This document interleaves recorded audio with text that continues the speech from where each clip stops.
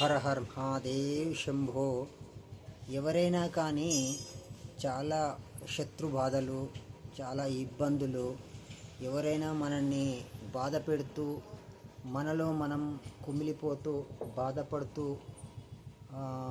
ఏ పని చేసినా మనకు సరిగ్గా నడవకపోవడం కారణానికి ఈ నరుని కన్నుకు నల్లరాయి కూడా పగులుతుంది అని నానుడి. అయితే దీనికి అన్నిటికీ సంబంధించిన ఒక కాళికాదేవికి సంబంధించిన మంత్రం అందరికీ తెలిసే ఉంటుంది. అది చాలా శక్తివైన మంత్రం, చాలా పవర్ఫుల్ అయిన మంత్రం. ఇది ప్రతి కాళిక సంబంధించిన శక్తి దేవాలయాలకు ఇది చాలామంది కూడా వాడుతూ ఉంటారు. అయితే ఈ మంత్రాన్ని మనము బాగా పఠించినట్టయితే దేవతకు సంబంధించిన దేవాలయానికి పోయినప్పుడు ఈ మంత్రాన్ని మనం ఎప్పుడూ పఠిస్తూ ఉండాలి. ఏ విధంగా చేసినా కానీ మనకు అమితమైన శక్తిని ప్రదర్శిస్తూ, మనకు తెలియకుండానే మనల్ని అందరినీ కూడా కాపాడుతూ ఆ కాళికా శక్తి అనేది మన ముందుకు వస్తూ ఉంటుంది. అయితే ఈ కాళికా శక్తి ఎలా ఉంటుంది అంటే చెప్పలేము. ఆ శక్తి అనేది మన ఎదుటి దుష్టశక్తులు, ఏదైనా నరుని దుష్టశక్తి, నరుని కన్ను, నరుని వాక్కు, నరుని మంత్రము, నర ప్రయోగము, ఇవన్నీ ఏవైనా ఉన్నా, నర యంత్రము కూడా ఏవైనా ఉన్నా కానీ అవన్నీ మనం అంతర్లీనంగా మొత్తం తుడిచిపెట్టుకుంటూ పోతుంటాయి.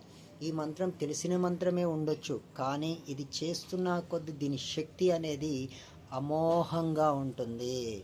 ఆ మంత్రం ఏంటంటే ఓం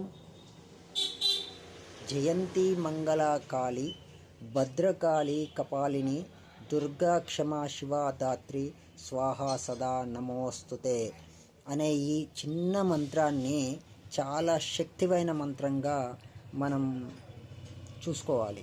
ఈ మంత్రం ప్రతి నిత్యము కూడా 21 సారి లేకపోతే 11 సార్లు ఈ మంత్రాన్ని మనం చదువుతూ ఉన్నట్టయితే ఉదయం సాయంత్రం పడుకునే వేళలా ఎప్పుడైనా ఇది చదువుతూ ఉంటే మనం అంతర్లీనంగా ఒక శక్తి అనేది ఉద్భవిస్తూ ఉంటుంది.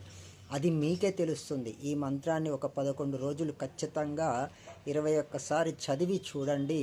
మీలో తెలియని ఒక ఉత్తేజము, ఏదైనా పనులు ఆటంకాలు జరిగినా, ఏ విధంగానైనా మనకు ఇబ్బందులు కలుగుతున్నా కానీ, ఈ మంత్ర తంత్ర యంత్రాలు ఏ ఉన్నా కానీ, నరదృష్టి ప్రయోగాలు, భూత పేత పిశాచాలు ఏ ఉన్నా కానీ ఈ మంత్రం చదవడం వల్ల అమితమైన శక్తి మీలో ఉద్భవించి అవి పటాపంచలైపోతాయి. ఇది అందరూ కూడా బ్రాహ్మణ్స్ కూడా, అయ్యగారు కూడా దేవీ దేవత ఆలయాల్లో కూడా చదువుతూ ఉంటారు. అది మనం ఏంది టేక్ ఇట్ ఈజీగా తీసుకుంటాం, అదేలే మామూలుగా మనకు అవసరం లేదు అన్నట్టుగా.